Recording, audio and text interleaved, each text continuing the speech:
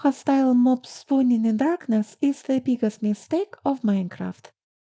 I've come to this conclusion after trying to find solutions for two problems: sleep, in both single player and multiplayer, and mob proofing, having to slap or light everything up. First, we'll take a look at the problems themselves, then I'll present to you my solution, and then we'll come back to talk more about the problems, non-solutions, and why they are important problems, because it may take more time to convince some people than others can wait. And if you find my accent hard to understand, I provide subtitles. Enjoy! Let's talk about the concept of punishment in video games. If you do something the game doesn't want you to do, you get punished. Or if you don't do something the game wants you to do, you also get punished. You fall into a pit? You go back to the last checkpoint. You catch a projectile with your face? You get damaged. You don't jump away from a shaking platform? You fall down. So here is how it works in Minecraft. If you don't light things up or if you don't sleep the night away, you get hostile mobs around you. In your base, they can destroy your infrastructure, and in the wild, they make gathering materials pretty much impossible. Sounds like a gameplay punishment to me, and this punishment is utterly broken. Let's take a look at Doom. If you don't kill demons in a straight battle, you are gonna get killed. And if you do fight demons face to face, you get rewarded with health and ammunition. This punishment reward system tests your skills, adds tension, and encourages you to go towards demons if you are in trouble rather than fleeing away from them. It guides players towards the most fun way of playing Doom. And most importantly, it reinforces the whole thing you are playing Doom for, ripping and tearing until it is done. Or, when you launch a platformer game, you are actively asking for a game about jumping on platforms and avoiding death pits. But in Minecraft, hunting down the dark spots or repeatedly resetting the dead man's switch is not enjoyable and does not enhance the game. You launch Minecraft not because you are excited to place a bed every 10 minutes, but you are forced to do those rotating activities because you get punished otherwise. You know, there are many ways to play Minecraft: aesthetic building, redstone building, speedruns, UHCs, creative mode, PvP, minigames, and more. But neither of those gets enhanced from doing this. And having to light everything up forces your builds to be completely bright, which you may not want, and forces you to use blocks which may not fit in your build. And it is not just annoying, but there are no means of permanently solving this issue. I believe these two systems cannot be satisfyingly fixed, but I'll talk about it later in this video, since you probably want to hear my solution by now. In most video games, monsters are not a punishment for not doing irritating activities, but an obstacle towards a big reward. And this is what I believe Minecraft needs. And in some cases, it already has. When you go caving in the early game, for example, fighting hostile mobs in caves does actually enhance the experience. You trade the calm and safe nature of branch mining for more intense and dynamic gameplay that yields resources faster. Like, finding 2 diamond veins in a cave feels like a reward for fighting mobs. After all, the hostile mobs themselves can be enjoyable and they aren't a problem. The problem is what you have to do in order to keep them away in your everyday game. And the fact that we have easy means of preventing hostile mobs from spawning tells us that the game expects you to play without hostile mobs in your base, and you should be able to explore the surface in peace. So the question is how to make a better system for dealing the game when you don't want hostile mobs around you. I suggest that hostile mobs should spawn only in specific areas and under specific conditions, but the player has to have a reason to visit those areas and conditions. But it will break me farms. Hostile mobs are important for UHCs and speedruns. I've thought of that. We'll come back to it. You see, with the current system, you will sleep the night away, which will keep the surface area safe. Why not embrace it and make the surface area safe unconditionally? You will light up your entire base to make it safe. Why not just make it safe to begin with? The process of torch spamming does not enhance the gameplay at all. What will enhance it is facing mobs when you go after treasures. Diamonds, prismarine, gold, shark boxes, whatever. Like, the concept of visiting hostile areas for rewards isn't new to Minecraft. But what is barely present in Minecraft is a place where you can lower your guard down, zone out, and enjoy the building process. Yes, you can make that area yourself with torch spamming, but it is not what you play Minecraft for. Lighting things up is not the fantasy you wish to get fulfilled when you launch the game. If you play the same survival world long term, your fantasy is very likely to be about building something, not making those buildings mob proof. Also, in most cases, modern Minecraft gives you an option to do something manually, here and now temporarily, or to make a contraption that will take longer to build, but will solve the issue permanently. There is no survival way to automate or otherwise permanently solve this. Or this. Actually, there is one. I have a video of a contraption that disables hostile mobs from spawning in the entire dimension, but it is not an option for a server because other players want to run their mob farms. Alright, let's talk about specifics. First, hostile mobs shall not spawn unless it is specified otherwise. Regular plains and forests should be safe at any light level and any time of day. As I've explained earlier, they are already safe, you just need to reset the dead man switch called sleeping every 10 minutes to keep it that way. Second, certain hostile mobs spawn in certain biomes, even at day. For example, slimes and swamps or wardens in the deep dark. To clarify, if a monster is not undead, it shall be able to spawn even under sunlight, but not under block light. Because... Third, the time of day shall not affect spawning. If sunlight would prevent hostile mobs from spawning, having to sleep the night away would be pretty much mandatory, which defeats the whole point of these changes, which is eliminating the dead man switch. The balance of mob spawning has to be equal for both night and day. Fourth, certain hostile mobs spawn in certain structures, even at day. For example, guardians in ocean monuments, witches in witch huts, and illagers in outposts. Fifth, certain types of caves allow hostile mobs to spawn.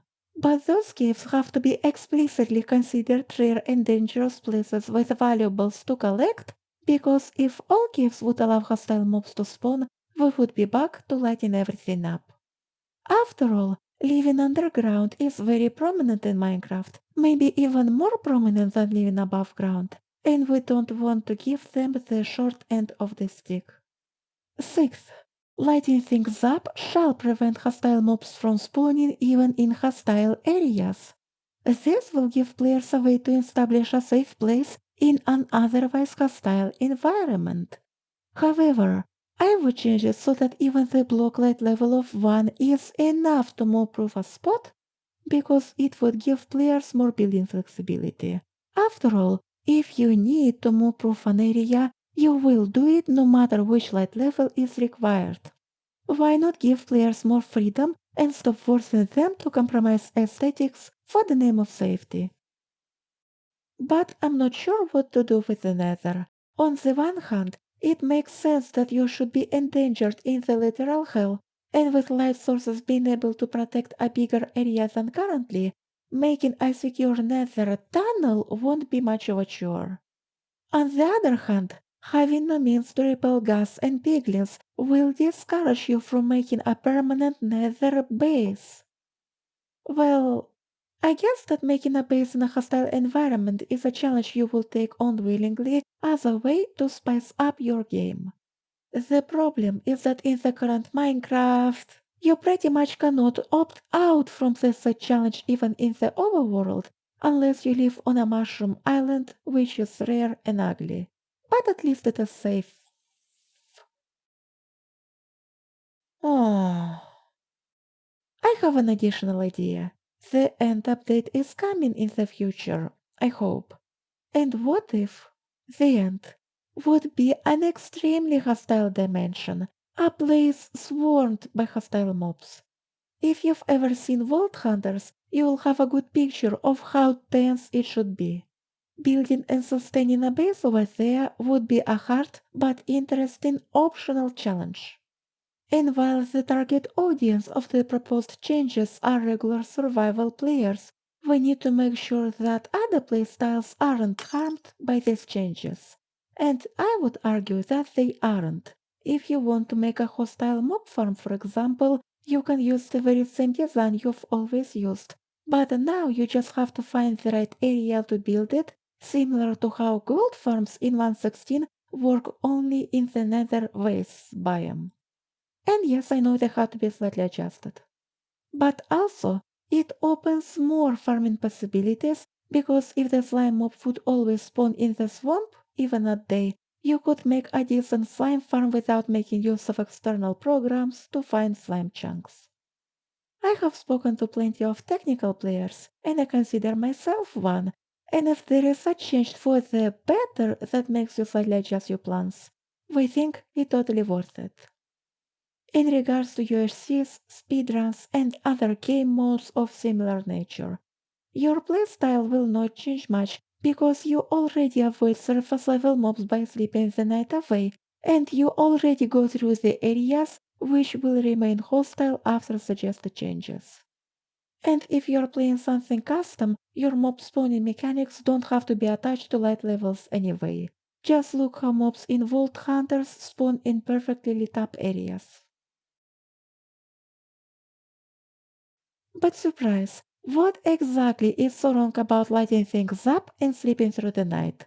What should justify the overhaul of the mob spawning mechanic that was in the game for 10 years? The fact that it was made for a game we had 10 years ago? You see, back in 2010, the game was more of survival and less of everything else. I can recommend this video that explains in detail why modern survival Minecraft isn't really survival. It is, as that person called it, conquest. And these two mechanics in question are leftovers from that survival era. From the days when this was the pinnacle of architecture, mobs were a threat, and hunger wasn't even a thing yet. In Alpha, the survival mode was actually about trying to survive, while these days it is about making projects and bending the world to your needs. The fact that we can sleep the night away and you can light things up suggests that Minecraft expects to do your projects in peace rather than fighting mobs 24/7. This statement is reinforced by the introduction of phantoms. It is a direct and deliberate way to encourage sleeping. Developers actively want you to keep it day. This statement is additionally reinforced by the introduction of the players sleep and percentage game rule, which is the vanilla implementation of one player sleep data packs. But that raises the question. If developers intend players to do their projects under safe conditions, why do players have to be on the dead man's wish to maintain the intended way of playing? How does this benefit anyone? And the answer is it doesn't. You see, being forced to sleep every single night isn't really about the night itself. Some buildings look even better at night. It is about hostile mobs. If the way hostile mobs spawn wouldn't be tied to the time of day, a bed wouldn't be the most powerful and broken item in the game. During my let's play on the Scalia server, I have slept 800 times over the course of only 14 episodes. And speaking of servers, you practically cannot sleep in multiplayer. It is impossible to arrange a group sleep. So, the only tool you have to avoid the punishment of hostile mobs is unavailable in multiplayer. If you have ever watched Twitch Rivals, you can notice that the participants prefer to have just one player sleeping while the rest of the squad disconnects until it becomes day again. 4 players is too much to coordinate a sleep with a voice chat. Yes, 117 will introduce the players sleeping percentage game rule, but at this point, it is just a bandage over a more complicated issue. Just play on peaceful then, I hear sometimes. But you can't, because someone on the server wants to run a mob farm every now and then. Someone else wants a villager setup, and you need zombie villagers for good prices. And after all, a huge portion of resources is just unavailable in peaceful or unreasonably hard to get. When you play on a server, it is very hard to negotiate any changes, and what Minecraft offers out of the box, by default, is considered the status quo. This is why I would like to see more quality of life improvements being done to default vanilla, rather than having to ask an admin to install a data pack or adjust game rules. Because that request is very likely to be rejected. That's why I believe the best approach would be to replace server-side options with something under players' control through the in-game means. For example, if someone doesn't mind having to eat, it is fine, but please give me a way to solve the eating permanently. Now, let's talk about lighting things up. CapFun made a great video about this issue, and I couldn't have explained it better myself. Let's listen to some key points. First of all, lighting options are extremely limited in Minecraft. Lighting is essential for gameplay as lighting controls mobs' ability to spawn. So that's great from a perspective of a continuous gameplay challenge, but not from an endgame aesthetic viewpoint. So step over here on this pathway. See, the ways we have to like hide lighting in the game because we don't want torches spammed all over the place. You dive them into the ground, put carpet over them. Hopefully you can match the tone of the pathway with the carpet so that you can hide it. And then when you walk into the area, like these areas can't really be lit up very well. You don't want like torches hanging on like a modern structure of this kind. Maybe put some bushes, stick some lighting under those. But once again, like these aren't like optimal designs. They're more of kind of a band-aid on trying to make it a little bit better. May I mind you that this is still not mob safe. There's skeletons here just yesterday. And you can hide torches, behind things, but then you got smoke coming out of your couch. Especially like when you put torches underneath leaves or even sea lanterns underneath leaves, you can still see the light source. And obviously you could put, lighting underneath here, but it looks like... But then you're going to melt the glass, which yeah. is ice. But when you look at this floor, it's very kind of modern, like a big plank of wood going all the way across. And if you want to do the carpet trick where you place a light source and then a carpet on top of it, it's not going to look right. You're not going to take like that very like brown wool and then place that on this much like lighter tan tone. It's going to throw the whole design off. That's why I didn't do it. One more example of where lighting effectively prevented me from doing something that I wanted to do, even at the end game of Minecraft, with just these andesite blocks and pretty much nothing else. Because, if you go to a factory, you almost never see lights in the floor. But because of the way the game works, because we want to not have mobs in here destroying things, we've had to put down some lighting underneath of the floor. So basically, this is a choice that I didn't make. This is a choice that the game made for me. Mobs are no longer really a threat. It's just sort of an annoyance when they spawn in here and blow up whatever you've built. What CapFun didn't mention is that you might want to use darkness as a built-in feature, but you cannot do that because it will practically turn into a mob spawner. I've heard an argument that limitations make the game more interesting. This is only partially correct. Limitations aren't necessarily the thing that makes a game interesting, but the right limitations can be one of many ways to achieve the actual thing, the sense of appreciation. When you look at a big survival base The fact that a huge amount of time and effort went into making this in survival is what makes it impressive. But when you look at the factory floor with obviously hidden light sources underneath the carpet, it does not invoke any sense of appreciation. It invokes this. How is this a thing in the end game? This needs to be changed. This is why the "you shall just play creative" suggestion I've heard after complaining about the irritating food system doesn't hold up. The reason why we play survival is not to babysit hunger meters or day-night cycles. We play survival to see our effort manifest into something great and useful. The sense of appreciation is much stronger when all resources that went into your project had to be either collected manually or produced by farms you have built before. Having to eat or sleep does not manifest into anything. And in regards to lighting issues, on top of them being just annoying, they hold back your creativity. You just have to have exposed light sources pretty much everywhere, and any attempt to hide a light source basically screams, "There is a light source underneath this carpet," in your face. Let's talk about non-solutions. And again, CapFun explained some points very well. Solution number 1 is to add more light blocks. Adding more light blocks will be great for building in certain respects. It still does not solve the inherent issues with lighting itself. Let's say we had the beacon, and whenever you entered the beacon, there was an option here to prevent all mob spawning in an area. I think this is a terrible solution.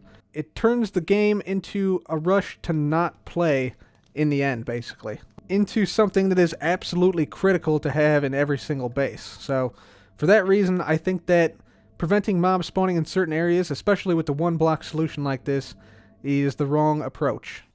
And this is why I've suggested detaching mob spawning from the light levels. I believe these two mechanics would work much better separately. However, a player should have an option to move from a hostile area, like a part of the nether, and using familiar mechanics like light levels would be a logical choice. The main point is that the general overworld shouldn't count as a hostile area. There is one problem my solution doesn't solve. You might not have to light things up, but you probably want to for aesthetic reasons, which takes us back to ugly carpets on the floor. And my solution for it is a light source with a much greater range. Most likely, you would like to have pretend lighting features made of regular blocks and have just one big range light source hidden somewhere in a tricky way. It is much easier to find a spot to hide just one light source than dozens. And this is where limitations could manifest into creativity. Just think of this. Minecraft has zero light sources you see in your everyday life. How are you supposed to build anything resembling today's architecture with that? And yes, there are light sources you might see on a rare occasion IRL, but neither is deemed as a practical lighting solution. Who would light their real-life house with lava? However, it is not a coincidence that the max light level of 15 makes it impossible for a light source to update non-adjacent subchunks. And if this limitation cannot be lifted, then how about an invisible light source available in survival? At the end of the day, all we want is to get rid of visible light sources or blatant giveaway of hidden light sources. So, yeah. And before I go, I want to point out that having to babysit meters can actually have its place. In a modpack called Forever Stranded, you have not just hunger, but thirst and heat. But this modpack is supposed to be a limited play, one of the constant objectives of which is overcoming those limitations. In Minecraft, you can have a bed and infinite food on day one, and its main focus is creativity, not surviving. And by the way, many people didn't like Forever Stranded specifically for that feature. Bye bye.